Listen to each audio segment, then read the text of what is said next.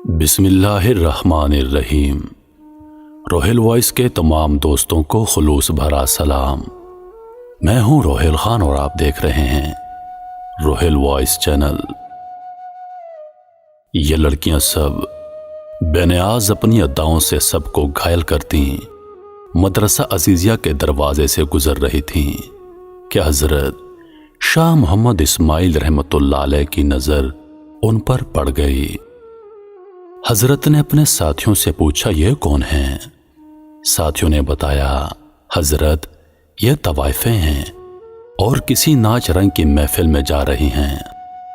حضرت نے فرمایا، اچھا یہ تو معلوم ہوا، لیکن یہ بتاؤ یہ کس مذہب سے تعلق رکھتی ہیں؟ انہوں نے بتایا، جناب یہ دین اسلام ہی کو بدنام کرنے والیاں ہیں، یہ سب اپنے آپ کو مسلمان کہتی ہیں۔ حضرت نے جب یہ بات سنی تو فرمایا، مان لیا کہ بد عمل اور یہ بد کردار ہی صحیح، لیکن کلمہ گو ہونے کے اعتبار سے ہوئی تو ہم مسلمانوں کی بہنیں، لہذا ہمیں انہیں نصیحت کرنی چاہیے، ممکن ہے کہ گناہ سے باز آ جائیں۔ ساتھیوں نے کہا، جناب ان پر نصیحت کیا خاک اثر کرے گی، بلکہ ان کو نصیحت کرنے والا تو الٹا خود بدنام ہو جائے گا۔ شاہ صاحب نے فرمایا، تو پھر کیا ہوا، میں تو یہ فریضہ ادا کر کے رہوں گا، چاہے کوئی کچھ بھی سمجھے۔ ساتھیوں نے عرض کیا، حضرت آپ کا ان کے پاس جانا بالکل ٹھیک نہیں، آپ کو پتا ہے کہ شہر کے چاروں طرف آپ کے مذہبی مخالفین ہیں جو آپ کو بدنام کرنے کا کوئی موقع نہیں چھوڑتے۔ آپ نے فرمایا، مجھے ذرا بھر بھی پرواہ نہیں، میں انہیں نصیحت ضرور کرنے جاؤں گا۔ اس کے بعد آپ تبلیغ حق و اصلاح کا عزم صادق لے کر گھر میں تشریف لائے، درویشانہ لباس سے تن کیا اور تن تنہا نائکا کی حویلی کے دروازے پر پہنچ گئے اور صدا لگائی، اللہ والیو دروازہ کھولو اور فقیر کی صدا سنو۔ آپ کی آواز سن کر چند لڑکیاں آئیں، انہوں نے دروازہ کھولا تو دیکھا کہ باہر درویش صورت بزرگ کھڑا ہے۔ انہوں نے سمجھا یہ کوئی گداگر فقیر ہے، سو انہوں نے چند روپے لا کر تھما دیے، لیکن اس نے اندر جانے کا اصرار کیا اور پھر اندر چلے گئے۔ شاہ صاحب نے دیکھا کہ چاروں طرف شمعیں اور قندیلین روشن ہیں، طوائف طبلے اور ڈھولک کی تھاپ پر رقص کر رہی ہیں، ان کی پازیبوں اور گھنگرو کی چھنکار نے عجیب سما باندھ رکھا ہے۔ چوہی نائکا کی نگاہ اس فقیر بے نوا پر پڑی، اس پر ہیبت طاری ہو گئی۔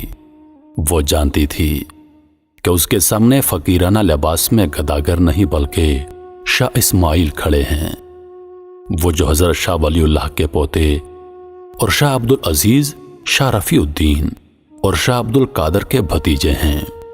نائکا تیزی سے اپنی کرسی سے اٹھیں اور احترام کے ساتھ ان کے سامنے جا کر کھڑی ہو گئیں۔ بڑے ادب سے عرض کیا، حضرت آپ نے ہم سیاکاروں کے پاس آنے کی زحمت کیوں کی؟ آپ نے پیغام بھیج دیا ہوتا، ہم آپ کی خدمت میں حاضر ہو جاتی ہیں۔ آپ نے آنکھیں بند کیے بغیر نامحرم سے کہا، بڑی بی تم نے ساری زندگی لوگوں کو راگ اور سرور سنایا ہے، آج ذرا کچھ دیر ہم فقیروں کی صدا بھی سن لو۔ جی سنائیے، ہم مکمل توجہ کے ساتھ آپ کا بیان سنیں گی۔ یہ کہہ کر اس نے تمام طوائفوں کو پازیبیں اتارنے اور طبلے ڈھولکیاں بند کر کے وہ سننے کا حکم دے دیا۔ وہ ہماتن گوش ہو کر بیٹھ گئیں۔ حضرت شاہ اسماعیل رحمۃ اللہ علیہ نے قرآن پاک نکال کر سورہ التین کی تلاوت فرمائی۔ آپ کی تلاوت اس قدر وجد آفریں اور پرسوز تھی کہ طوائفیں بے خود ہو گئیں۔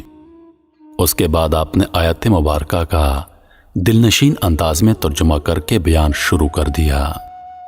آپ کا یہ خطاب زبان کا کانوں سے خطاب نہیں تھا، بلکہ یہ دل کا دلوں سے اور روح کا روحوں سے خطاب تھا۔ یہ خطاب دراصل اس الہام ربانی کا کرشمہ تھا جو حضرت شاہ اسماعیل رحمۃ اللہ علیہ جیسے مخلص درمندوں اور امت مسلمہ کے حقیقی خیرخواہوں کے دلوں پر اترتا ہے۔ جب طوائفوں نے شاہ اسماعیل کے دلنشین انداز میں سورت کی تشریح سنی تو ان پر لرزہ طاری ہو گیا۔ روتے روتے ان کی ہچکیاں بند گئیں۔ حضرت شاہ اسماعیل رحمۃ اللہ علیہ نے جب ان کی آنکھوں میں آنسوں کی جھڑیاں دیکھیں تو انہوں نے بیان کا رخ توبہ کی طرف موڑ دیا اور بتایا، جو کوئی گناہ کر بیٹھے تو اللہ سے اس کی معافی مانگ لے تو اللہ بڑا رحیم ہے، وہ معاف بھی کر دیتا ہے، بلکہ اسے تو اپنے گناہگار اور سیاکار بندوں کی توبہ سے بہت خوشی ہوتی ہے۔ آپ نے توبہ کے اتنے فضائل بیان کیے کہ ان کی سسکیاں بند گئیں۔ کسی ذریعے سے شہر والوں کو اس وعظ کی خبر ہو گئی۔ وہ دوڑے دوڑے آئے اور مکانوں کی چھتوں، دیواروں، چوکوں اور گلیوں میں کھڑے ہو کر وعظ سننے لگے۔ تحت دینے کا لوگوں کے سر ہی سر نظر آنے لگے۔ شاہ صاحب نے انہیں اٹھ کر وضو کرنے اور 2 رکعت نوافل ادا کرنے کی ہدایت کی۔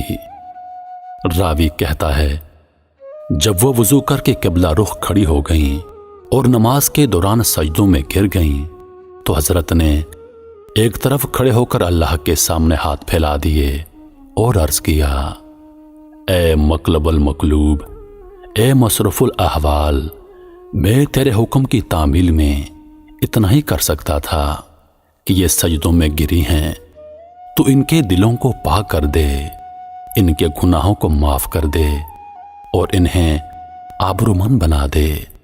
تیرے لیے کچھ مشکل نہیں، ورنہ تجھ پر کسی کا زور نہیں۔ میری فریاد تو یہ ہے کہ انہیں ہدایت فرما، انہیں نیک بندوں میں شامل فرما۔ ادھر شاہ صاحب کی دعا ختم ہوئی، ادھر ان کی نماز وہ اس حال میں اٹھیں کہ دل پاک ہو چکے تھے۔ اب شاہ صاحب نے عفت مآب زندگی کی برکات اور نکاح کی فضیلت بیان کرنا شروع کر دی اور اس موضوع کو اس قدر خوش اسلوبی سے بیان کیا کہ تمام طوائفیں گناہ کی زندگی پر کف افسوس کرنے لگیں اور نکاح پر راضی ہو گئیں۔ چنانچہ ان میں سے جوان عورتوں نے نکاح کرا لیے اور جو زیادہ عمر والیاں تھیں انہوں نے گھروں میں بیٹھ کر محنت مزدوری سے گزارا کرنا شروع کر دیا۔ کہتے ہیں ان میں سب سے زیادہ خوبصورت موتی نامی خاتون تھی۔ جب اس کے سابقہ جاننے والوں نے شریفانہ حالت اور سادہ لباس میں مجاہدین کے گھوڑوں کے لیے ہاتھ والی چکی پر دال پیستے دیکھا تو ان سے پوچھا، وہ زندگی بہتر تھی جس میں تو ریشم و حریر کے ملبوسات میں شاندار لگتی اور تجھ پر زیور نچھاور ہوتے تھے، یا پھر یہ زندگی بہتر ہے جس میں تیرے ہاتھوں پر چھالے پڑے ہوئے ہیں؟ وہ کہنے لگی، اللہ کی قسم، مجھے گناہ کی زندگی میں کبھی اتنا لطف نہ آیا جتنا مجاہدین کے لیے چکی پر دال ڈلتے وقت ہاتھوں پر ابھرنے والے چھالوں میں کانٹے چبو کر پانی نکالنے سے آتا ہے۔ میرے محترم عزیز دوستو، گناہ کا دروازہ ہمیشہ کے لیے کھلا ہے، اور جب تک یہ دروازہ کھلا ہے اللہ پاک تمام دنیا کے انسانوں کے گناہ معاف کرتا رہے گا۔ ہمیں چاہیے کہ ہم اپنے آپ کو اللہ کے حضور پیش کر دیں، اپنے گناہوں کی سچے دل سے توبہ کریں، اللہ پاک ہماری خطائیں ضرور معاف کرے گا۔ انہی لفظوں کے ساتھ میں اجازت چاہوں گا، اس امید کے ساتھ کہ اگلی بار ایک اور ویڈیو لے کر آپ کی خدمت میں حاضر ہوں گا۔ تب تک کے لیے خدا حافظ۔ اللہ پاک آپ سب کا حافظ و نگہبان۔ ہنستے رہیے اور ہمیشہ مسکراتے رہیے۔